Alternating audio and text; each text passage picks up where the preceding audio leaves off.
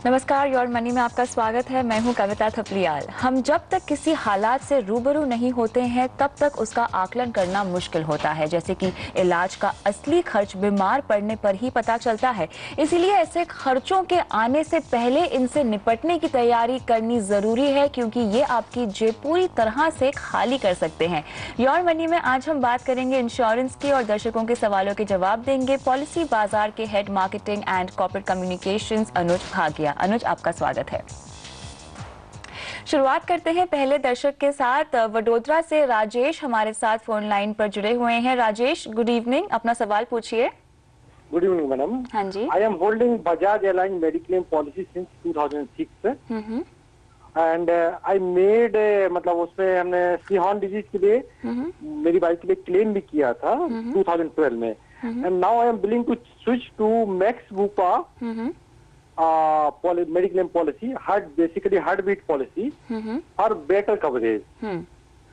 Can I get portability and जो Ceyhan disease है वो कवर होगा क्या? जरूर आपके सवाल का जवाब हम देंगे। यहाँ पर अनुज, उनका सवाल हेल्थ इंश्योरेंस पोर्टेबिलिटी को लेकर है। तो सबसे पहले आप ये बताइए, क्या ये स्विच कर सकते हैं दूसरी पॉलिसी में? जी कविता, ये बिल्कुल पोर्ट कर सकते हैं अपनी पॉलिसी बजाज एलियांज से मैक्स बुपा की हार्टबीट में। मैक्स बुपा की हार्टबीट की बहुत अच्छी पॉलिसी है, बट इनको अपनी पॉलिसी पोर्ट करते हुए कुछ चीज़ों का ध्यान जरूर रखना होगा। पहली चीज़ ये कि वो 45 दिन पहले अपनी रिन्यूअल से उनको अपने नए इंश्योरर जो कि मैक्स बुपा, वहाँ पर एक पोर्टेबिलिटी फॉर्म भर के देना होगा, जिसके बेसिस पे इनकी पॉलिसी पोर्ट होगी। अगर 45 दिन के भीतर 45 दिन में नहीं दे पाते हैं तो वह तो उनकी पॉलिसी पोर्ट नहीं कर पाएंगे। दूसरी चीज ये लगती है कि इन्होंने जैसे बताया कि इनकी वाइफ ऑलरेडी क्लेम कर चुकी है फॉर शीहान डिजीज। अब अगर ये disease, particular disease max Bupa में कवर्ड है कि नहीं है, और अगर इसके खिलाफ कोई एक एक्सक्लूजन है या वेटिंग पीरियड है, पहले उनको इस बारे में भी पता कर लेना चाहिए मैक्स बुपा के और प्लान है पोर्ट करने से पहले। क्योंकि अगर एक बार पोर्ट कर लिया है तो फिर वहां पे अगर जाके कोई एक्सक्लूजन है, वेटिंग पीरियड आती है, उसमें जाकर वापस उनको नहीं कह सकते कि आपने हमें बताया नहीं। तो आपको पहले खुद एक कस्टमर के रूप में सतर्कता से पूछना पड़ेगा इंश्योरेंस कंपनी से कि उसमें डिजीज कवर्ड है कि नहीं है, और साथ में इसका क्या वेटिंग पीरियड क्लॉजेस है। प्लस अगर आप कह रहे हैं कि आपको बेटर कवरेज को चाहिए, राजेश जी को बेटर कवरेज के लिए चाहिए और उनको अपना सम एश्योर्ड बढ़ाने की बात कर रहे हैं वहां पे, तो अगर आप क्लेम कर चुके हो और आप क्लेम की इमीडिएटली बात पोर्ट कर रहे होते हैं पॉलिसी, तो आपको नया इंश्योरर आपकी सम एश्योर्ड लिमिट इंक्रीज करने में ज्यादा खुश नहीं होता है, और वो आपके काफी टेस्ट मांगेगा। या तो वो अगर आपके टेस्ट भी ठीक हुए तो आपको ऑफर करेगा कि आप similar amount of sum assured पे ही अपनी पॉलिसी पोर्ट करें, और आपको आपका सम एश्योर्ड एक्सटेंड करने के लिए अलाउ नहीं करेगा। वो आपको सिर्फ अगले साल में ही करेगा अलाउ करने के लिए अपना sum assured extend.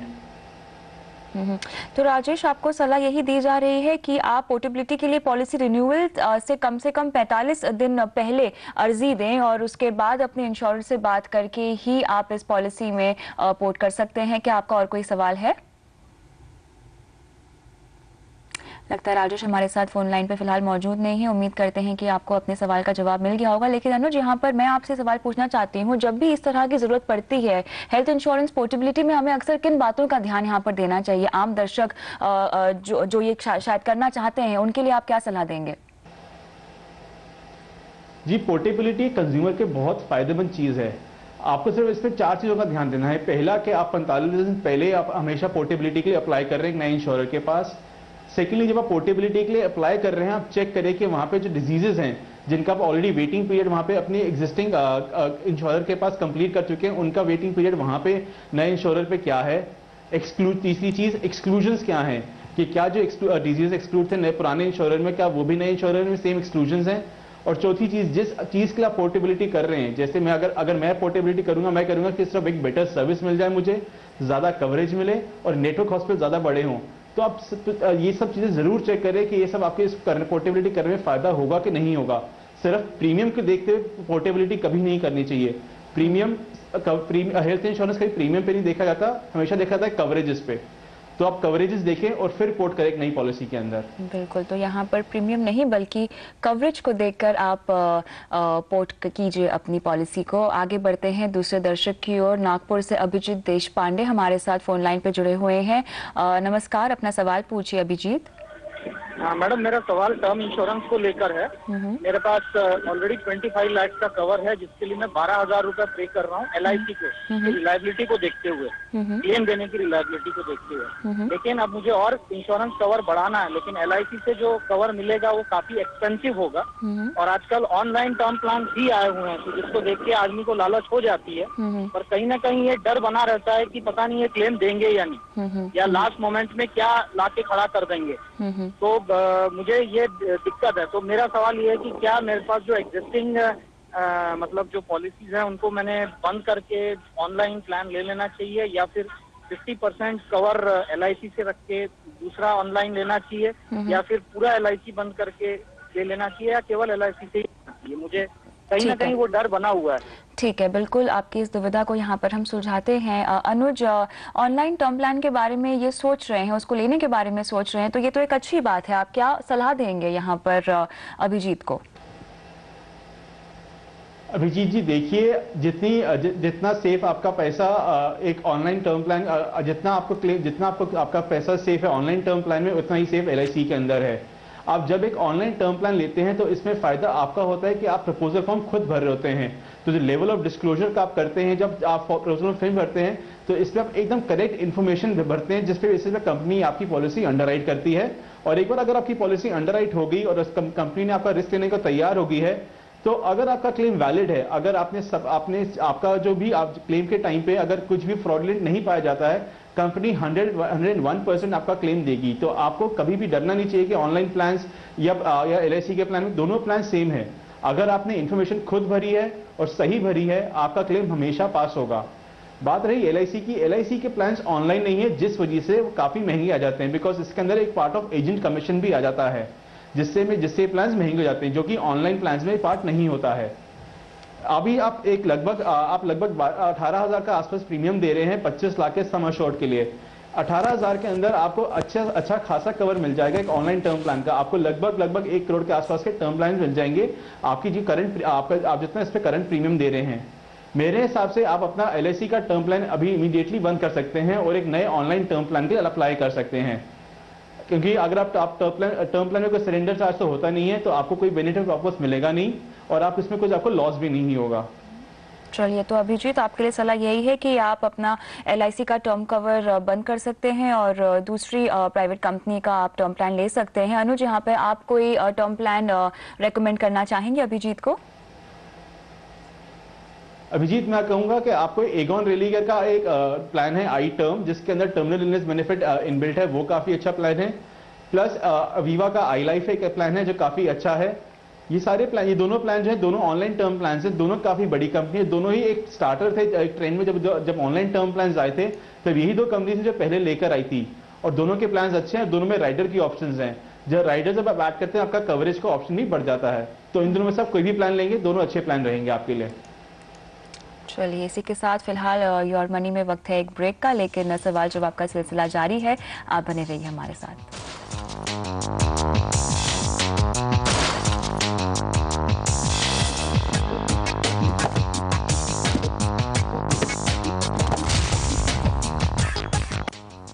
Your money में आज हम दे रहे हैं इंश्योरेंस से जुड़े सवालों के जवाब, और इसमें हमारा साथ दे रहे हैं अनुज भागिया। बढ़ते हैं अगले दर्शक की ओर। महाराष्ट्र के बोईसर से ध्रुव हमारे साथ फोन लाइन पर जुड़े हुए हैं। ध्रुव, गुड इवनिंग, अपना सवाल पूछिए। Good evening ma'am. Good evening Anuj ji. Ma'am, मेरे पास 2 प्लान है, LIC जीवन सरल 12,000 पर एन्यूम और जीवन साथी 12,000 पर एन्यूम। मैम, मैं एक टर्म प्लान लेना चाहता हूँ, तो मुझे टर्म प्लान सजेस्ट करना है आप। और एक और क्वेश्चन है कि हमें कंपनी की तरफ से बजाज एलायंस का हेल्थ इंश्योरेंस का प्रोटेक्शन मिला हुआ है 2.5 लाख रुपए पर साल का। तो इसके अलावा मुझे हेल्थ इंश्योरेंस और लेना चाहिए या नहीं लेना चाहिए? ठीक है, तो सबसे पहले तो आपका टर्म प्लान का सवाल लेते हैं। अनुज, आप क्या रेकमेंड करेंगे ध्रुव को? ध्रुव, आप टर्म प्लान आपको बिल्कुल लेना चाहिए। आप 50 लाख अगर टर्म प्लान आप लेते हैं तो लगभग आपको प्रीमियम पड़ेगा 5 से 6 हज़ार के बीच में पड़ेगा। और आपके पास 3 ऑप्शंस रहेंगे, इसमें रहेगा एक एगॉन रेलिगर का आई टर्म, दोबारा से भारतीय एक्सा का ई प्रोटेक्ट और टाटा का आई रक्षा। ये तीनों प्लान्स काफी अच्छे हैं और आपको राइडर्स ऐड करने की ऑप्शन देते हैं, और तीनों आपके सही रहेंगे। इनका दूसरा भी सवाल है, इनकी कंपनी से हेल्थ इंश्योरेंस पॉलिसी से कवर किया हुआ है, तो क्या इन्हें और हेल्थ इंश्योरेंस देने की जरूरत है? बिल्कुल, आपका हमेशा से अपना एक सेपरेट हेल्थ इंश्योरेंस प्लान लेना चाहिए। आप जब भी अपनी कभी जॉब शिफ्ट करेंगे तो आपको जरूरी नहीं होता कि आपके पास जब नया जॉब आप एम्प्लॉयर होगा वो आपको हेल्थ इंश्योरेंस दे के ना दे। इस केस के अंदर जो बीच में ट्रांजिशन टाइम भी होता है, अगर इसके बीच में कुछ हो जाता है तो आपके पास जो खुद का हेल्थ कवर है वो आपको उस टाइप पे जो फाइनेंशियल क्राइसिस होता है वो उस पर मिटिगेट करने के लिए आपकी हेल्प करता है। तो आपको मेरे हिसाब से आपको एक हेल्थ कवर अपने लिए अलग से लेना चाहिए, चाहे वो ज्यादा बड़ा ना हो, बट हाँ आपका होना चाहिए, जरूरी है वो। कोई हेल्थ कवर आप रेकमेंड करेंगे यहाँ पर अनुज ने? देखिए, बजाज अलियांस के आवाज आपकी कंपनी की बजाज अलियांस कॉर्पोरेट पॉलिसी है। बजाज का ही एक प्लान है हेल्थ कार्ड, जो काफी अच्छा प्लान है। आपको बहुत इंडिविजुअल में मिल जाएगा, फैमिली फोटो में मिल जाएगा। अगर आपको और के ऑप्शन लेना है तो आप प्लान चूज कर सकते हैं अपोलो म्यूनिक से, मैक्स बुपा से, एलएनटी से या रेलिगेयर से। इन सबके जो प्लान है काफी नए तरीके के प्लान जो लॉन्च हुए हैं और इनमें सारे वो फीचर्स जो कि आज की डेट में हमारे हेल्थ के नॉर्मल हेल्थ इंश्योरेंस प्लान में होने चाहिए, जैसे कि reinstatement of sum assured, wider coverage और कैशलेस हॉस्पिटलाइजेशन। और इस सारे फीचर्स अगर एक कंबाइन करें हम तो हमारे को एक काफी अच्छा प्लान मिल जाता है। चलिए, तो यहाँ पे ध्रुव जल्द से जल्द अपने लिए आपको हेल्थ कवर ले लेना चाहिए, यही सलाह आपको दी जा रही है अनुज द्वारा। बढ़ते हैं अगले दर्शक की ओर। महाराष्ट्र के जलगांव से प्रदीप राउत का हमें ईमेल आया है। इन्होंने मार्च 2009 में श्रीराम लाइफ से श्री विद्या प्लस पॉलिसी ली है और सालाना प्रीमियम ये भरते हैं 15,000 रुपए। कवर इनका 2 लाख रुपए का है। अब तक 4 प्रीमियम ये दे चुके हैं और जानना चाहते हैं कि पॉलिसी में बने रहें या इसे सरेंडर कर दें। अनुज, आप क्या सलाह देंगे? इनको पॉलिसी के अंदर बना रहना चाहिए। जी, अब देखिए, आप जब भी कोई ये सभी हम कस्टमर्स के लिए है, एक यूलिप कस्टमर्स के लिए, हम जब भी कोई एक यूलिप प्लान लेते हैं, सारे यूलिप प्लान फ्रंट लोडेड होते हैं। फ्रंट लोडेड से मेरा मतलब है कि जितने भी चार्जेस होते हैं इनिशियल के 5 से 6 साल में कट जाते हैं। उसके बाद एक्चुअल हमारा सारा पैसा, हमारे प्रीमियम्स का जो पैसा है सारा हमारे को एनईवी दिलवाता है। तो इससे क्या होता है कि हमको इनिशियली कुछ 4-5 साल में दिखता है कभी कभार कि हमारे पास रिटर्न्स नेगेटिव आ रहे हैं, बट अगर ये रिटर्न्स नेगेटिव 10% या 5% के आसपास हैं, हमको ये बिल्कुल भी इसके बारे में इसको बुरा नहीं मानना चाहिए और हम अपनी पॉलिसी को चलने देना चाहिए। अगर हाँ 7 साल या 6 साल के बाद चलने पॉलिसी के बाद भी हमको रिटर्न्स नेगेटिव दिख रहे हैं, तब हम या तो अपने फंड शिफ्ट कर सकते हैं, अपने इक्विटी से डेट में लेके आ सकते हैं, अपने फंड शफल कर सकते हैं। लेकिन आप अगर एज ए कंज्यूमर बिल्कुल ही सेटिस्फाइड नहीं है तो आप अपनी पॉलिसी सरेंडर भी कर सकते हैं। और आपकी ये श्री विद्या पॉलिसी है, अगर इसमें आप अपनी पॉलिसी सरेंडर करते हैं 6 साल के बाद आपको कोई सरेंडर चार्जेस भी नहीं लगेंगे। तो मैं आपको ये सजेस्ट करूंगा कि आप अपने प्रीमियम्स भरते रहिए और 6 साल के बाद एक बार दोबारा आके जरूर चेक करिएगा। अगर रिटर्न्स आपके 10% से कम है या नेगेटिव में है तो आप अपनी पॉलिसी तब सरेंडर करने के लिए सोच लीजिएगा, बट अभी आप अपने प्रीमियम्स दीजिए। तो यहाँ पर आपको बने रहने की सलाह दी जा रही है प्रदीप जी, और अगर आप निकलना चाहें तो अपनी फंड वैल्यू को जरूर यहाँ पर आप पॉलिसी के फंड वैल्यू को जरूर एक बार देख लीजिएगा। आगे बढ़ते हैं। हिमाचल से राजेश गुप्ता हमारे साथ फोन लाइन पे जुड़ रहे हैं। राजेश जी, गुड इवनिंग, अपना सवाल पूछें। Good evening madam. Abhijeet ji good नमस्कार। अभिजीत जी, मैंने एक IDBI फेडरल से एक income assurance endowment and money back plan लिया था 3 साल पहले, सन 2011 में। उसमें मैं 1 लाख रुपए पर मंथ जमा कर रहा हूँ और मेरे को बताया गया था कि 10 साल के बाद 11वें साल से आपको कुछ लगभग 1,90,000 हर ईयर आपको रिटर्न मिलना शुरू हो जाएगा and it will be A guaranteed return. तो क्या मैं इस पॉलिसी में बना रहूं, ये ट्रू प्लान है या मैं इसको विड्रॉ कर लूं? अनुज, क्या करना चाहिए यहाँ पर राजेश जी को? जी देखिए, जो आपके पास प्लान है इनकम एश्योरेंस, इसमें एक एनुअल पे आउट होता है जिसके अंदर एक गारंटीड अमाउंट होता है, बट वो एक गारंटी अमाउंट होता है on a percentage of return जो कि कंपनी हर साल के पहले एक अनाउंस करती है। तो अब ये रिटर्न आपको 1 लाख रुपए देती है, 50,000 रुपए देती है, वो तो उसके लिए कोई गारंटी नहीं कर सकता है। बट हाँ, आप एक बार जाके अपनी पॉलिसी डॉक्यूमेंट जरूर पढ़िएगा कि अगर उसमें कुछ लिखा हुआ है कि परसेंटेज ऑफ सम एश्योर्ड कितना गारंटी आपको मिलेगा ही मिलेगा, तब शायद मैं गलत हो सकता हूं और आपको मिलेगा। बट जहां तक मुझे मालूम है इस पॉलिसी के बारे में, इस पॉलिसी के हर साल के शुरुआत में ही कंपनी एक परसेंटेज डिक्लेयर करती है और उसके बेसिस पे आपको एक एनुअल पे आउट मिलता है। तो अनुज जी, यहाँ पे इनको फिलहाल करना क्या चाहिए? इनको मेरे हिसाब से कविता करना चाहिए, पहले तो जाके अपना पॉलिसी बॉन्ड पढ़े। पॉलिसी बॉन्ड में देखें अगर कुछ एक अमाउंट स्पेसिफाइड है, रेट ऑफ रिटर्न स्पेसिफाइड है, तभी वो एक जस्टिफाइड अमाउंट होगा। वरना इनको अब जाके अपनी कंपनी पे कॉल सेंटर पे कॉल करना चाहिए, समझना चाहिए कि कितना इनको रिटर्न एक्सपेक्टेड मिल सकता है, बिकॉज 1 लाख अमाउंट एक ट्रेडिशनल पॉलिसी के अंदर मिलना एक बहुत बड़ा अमाउंट होता है। क्योंकि ट्रेडिशनल पॉलिसीज एक यूजुअली अपने डेट फंड में इन्वेस्ट करती हैं और डेट फंड इतने ज्यादा ग्रो नहीं करते हैं कि आपको हर साल 1 लाख रुपए देते रहें वो। तो मैं ही कहूंगा कि अपना पॉलिसी बॉन्ड जरूर पड़ेगा एक बार सर, और अगर आपको लगता है कि उसमें कुछ भी मेंशन नहीं है तो इमीडिएटली अपनी कंपनी को कॉल करिए, उनसे दोबारा पॉलिसी समझिए। जहां तक मुझे लगता है 1 लाख रुपए आपको हर महीने मिलना थोड़ा मुश्किल है। तो यहाँ पर आपको अपना पॉलिसी बॉन्ड एक बार चेक करना होगा राजेश जी, उसके बाद ही आप कोई फैसला लीजिएगा। इसी के साथ अभी लेंगे एक ब्रेक, लेकिन अगर आप भी हमसे म्यूचुअल फंड, इंश्योरेंस या फाइनेंशियल प्लानिंग से जुड़े सवाल पूछना चाहते हैं तो हमें ईमेल कीजिए mfmoneycontrol.com पर। आप हमें फेसबुक पर भी फॉलो कर सकते हैं। आपको विजिट करना है facebook.com/आवाज़-योर-मनी और पोस्ट करने हैं अपने सवाल।